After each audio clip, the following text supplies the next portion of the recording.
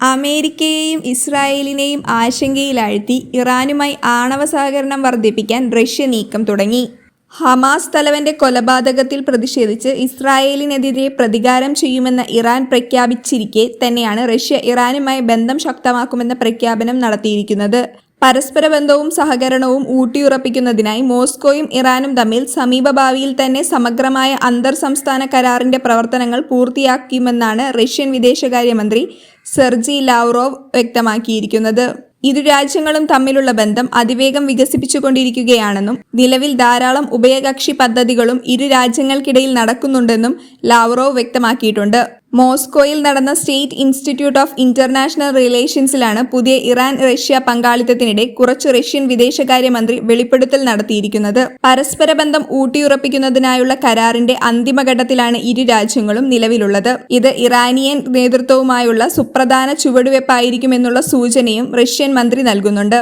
നിലവിൽ ചില സാങ്കേതിക കാര്യങ്ങൾ കൂടി പൂർത്തിയാക്കേണ്ടതുണ്ട്. ഇറാനുമായുള്ള പുതിയ കരാർ ഇരു രാജ്യങ്ങൾക്കിടയിലെ സുപ്രധാന നാഴികക്കല്ലായി മാറുമെന്നും ലാവ്റോവ് പറഞ്ഞു. ജൂലൈയിൽ നടന്ന പ്രസിഡന്റ് തിരഞ്ഞെടുപ്പിൽ രണ്ടാം റൗണ്ടിൽ 53.6% വോട്ട് നേടി വിജയിച്ച ശേഷമാണ് ഇറാന്റെ 9ാമത്തെ പ്രസിഡന്റായി മസൂദ് പെസഷ്കിയാൻ കഴിഞ്ഞ മാസം സത്യപ്രതിജ്ഞ ചെയ്തത്.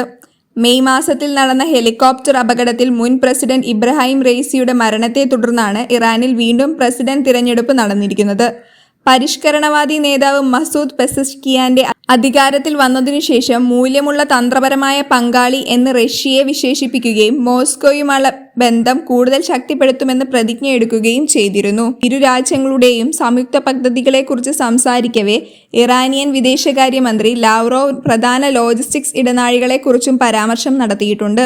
അതായത് സെന്റ് പീറ്റേഴ്സ്ബർഗിൽ നിന്ന് പേർഷ്യൻ ഗൾഫിലേക്ക് പിന്നീട് ഇന്ത്യ മഹാസമുദ്രത്തിലേക്കും എളുപ്പത്തിൽ പോകാൻ റഷ്യ അനുവദിക്കുന്ന ഇടനാഴി ഇറാൻ നോർത്ത് സൗത്ത് ആണെന്നും അത് യാത്രാ സംഗമവും ഗതാഗത ചെലവും ഗണ്യമായി കുറയ്ക്കുമെന്നും ലാവ്റോവ് അഭിപ്രായപ്പെട്ടു.